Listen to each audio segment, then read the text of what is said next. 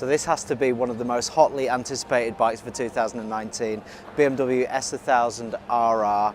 And do you know what? This bike is one of the most popular with KNOX customers. I mean, you know, the amount of tags that we get on our Instagram page with people wearing KNOX Handroids, riding this motorcycle or previous generations of, it's phenomenal. And it's widely considered as probably the king of the track, or certainly you know, it's up there with the top. And you know, certainly when the first generation come out, it really changed the rule books, didn't it? I mean, it's difficult to believe, isn't it? The original RR is 8-9 years old now. So when it kind of hit the roads in 2010, it just kind of blew the competition away. You know, kind of just changed the landscape for sport bikes completely. You know, they were able to produce a bike that not only had a massive amount of performance, and you could take it to a track and thrash it and have a great day out, but it had incredibly good road manners. Of course. You know, they kind of made that sort of combination of a usable superbike, better than anybody else. You know, so this has got a lot to live up to. And of course, in the meantime, Yamaha, Ducati, Kawasaki, Suzuki have all had to massively up their game to kind of keep pace and even perhaps in some cases overtake the existing S1000rr. But of course, this I'm expecting is going to be another game changer. Absolutely. Well, one of the things that the original was quite, you know, one of the rules that it changed, I suppose, was on the electronics game.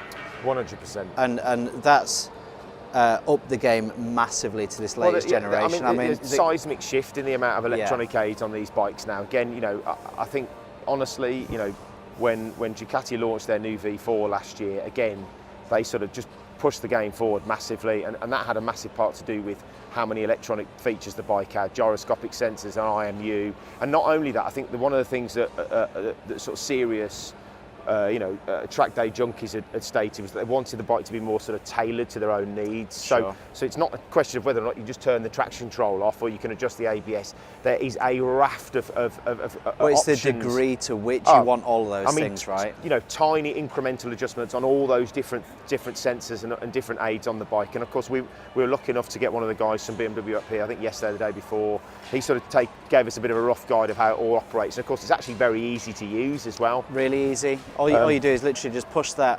thumb dial, you know, to alternate between your menu options, and then twist it. It's quite similar to the BMW iDrive system you'd see in the car, really, isn't it? It is, and I think obviously they're lifting some of that from that whole car technology and putting it into the motorbike. There are some other similarities, but basically what BMW have done with this new RR is they've launched a standard bike, this one next to us in the red, yes, which is I think about 16.5, 16.7. And then they've gone with the M Sport now. M Sport. That's really competitive for a superbike, actually. It's very similar price to the R1, in fact. Yes, and you know, I mean, we're obviously, hopefully, with enough time and opportunity, we're going to go and have a look at what Ducati are doing, their new V4Rs on the stand, and you know, price-wise, it's pretty eye-watering, isn't it? Let's be honest. You know, value for money. As it stands, I mean, this is subject to people being able to ride the bike and test it. I mean, that does look on the face of it to be a lot of bike. Yeah. The other similarity that you just touched upon with the kind of, you know, the overlap with the cars and the bikes for BMW is that this is now going to be badged as an M Sport, Aaron. And yes, you know, that's a theme that has been going with the cars for ever and a day, basically. Yeah. So M Sport effectively just takes that spec a step further. So new paint scheme, new seat, like a grippier, stiffer seat, carbon wheels. So you know, it's all about kind of making the bike even more performance focused. Lighter wheels, and then of course it's got this full suite of electronics. This has also got an option where you can attach some sort of GPS sensor. So whereas with the standard bike, your lap timer is operated by your high beam. That starts and stops your lap timer. You can attach to this either on the side or I think in the seat cowl a GPS function which will actually time for you. Now there's some consternation around that. You know, you're not really meant to be doing that on track days, but it is an option that's available for this one. I don't know whether it's available for the standard bike. We'd have to double check that. Yeah. But it would be remiss. You know, this is a brand new bike. Yes. You know, I think from start to finish. Absolutely new chassis, new engine. They've saved how much weight? So 10 kilos, 10 kilos wet, and then of course they've increased the power to 207, which is 10 horsepower up as well. It's also the shift cam technology, so again that's kind of transferred across some GS and the new RS and the R. So you should have this kind of more flat torque curve, more linear power delivery. I think what a lot of the manufacturers are doing, and we touched on this the other day when we were talking about KTM. They've listened to their customer base. Customer base said, you know what, it's a bit too choppy on the road. It's not adjustable enough, and the power delivery wants to be a bit, just that torque curve, that delivery wants to be smoother. And of course that helps in terms of being able to modulate your throttle when you're really at it. And that's what they've done. They've addressed that too, so you get a much flatter torque curve. There's power all the way across the rev range.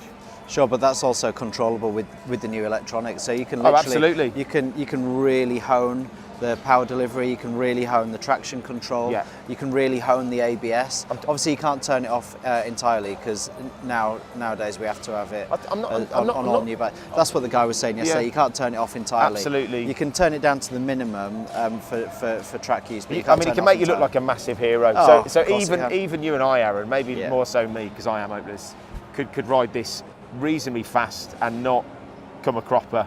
So you've got lean angle sensor. You've got, I think, is it 14 different settings on the traction control, wheelie control. It's bonkers.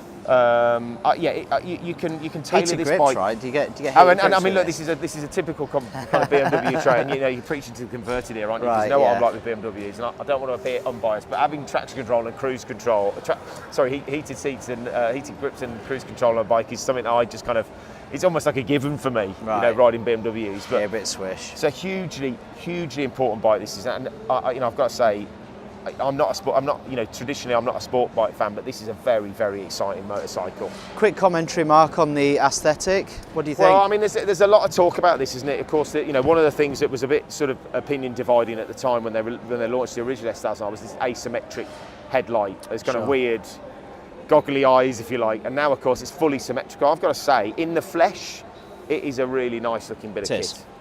And I like the colourways. I mean, I'm sure, given enough time, do you know what? They'll introduce new colours on the bike as it kind of comes into the range over the next year or two. It's got an absolute coffin of a cat on the bottom of it. I wish they'd have hid that a little bit better. Well, I mean, I must be honest. This is the interesting. That's the only thing. Yeah. But for me, I love every other part of it really. And actually, the end can is quite okay as well. Well, you know for a fact that almost every person who buys one of these is going to put some kind of system on it. And of course, the other advantage of changing the exhaust system, whether it's a full or you're going to make a bigger weight saving. Yeah. So you can do 5+ kilos by just taking the exhaust system off and putting a more performance orientated system on there. So you're talking about something with a really, really sensible curb weight, and another bike that makes well north of 200 horsepower. And in fact, I was looking at one of the reviews, and the guy who's involved in the development said if it says it's 207 horsepower, it's BMW, it will be 207 horsepower. And of course, that is important. In a kind of top trump scheme of things, this bike is it's squarely focused at Ducati's V4. The other thing they've done also is they've tried to trim the breadth, the width of the chassis. So they've wrapped it right around the engine so that when you're on it, it feels a lot narrower. Yeah. So you can really grip it. And he was talking about how under hard braking, it allows you to brace better on the bike. So you just feel like you've got more control over the thing when you're at it. Obviously, a massively important part of these bikes, not how well it goes, how well it bloody stops as well. And the whole new braking system as well on this S1000rr. So they've moved from Brembo's into their brand new calipers and braking system that they developed themselves. And they actually saying that this is an improvement from the previous system. Now, a couple of weeks ago, I rode the S1000rr, and I have to say that's got the Brembo's on it. But they were the best brakes I've ever had on a motorcycle. I was like, I pressed them, I was like, bloody hell, I nearly did a stoppie, it was unbelievable. Yeah. So if these are an improvement on that, hey, I don't think they're going to left their customers short, right? No, and I think, some people are going to be quite surprised by that. I mean, Brembo is the company that most of the performance bikes most of the performance bike companies put on their motorcycles. Having said that, again, from what I've read and the research and what I've seen, they're saying that this is an improvement. And I think it's kind of small tweaks. Yes. It's not just about how much retardation that brake can offer you, but it's about how it feels on the lever. Sure. So it's more linear. Again, you can modulate it in a better way when that initial bite is kind of more graduated. So it just gives you a bit more feel, a bit more control. Essentially, that's effectively what they're saying that they've managed to achieve with this new system. I mean, the first test that people are going to be looking at are this versus the V4.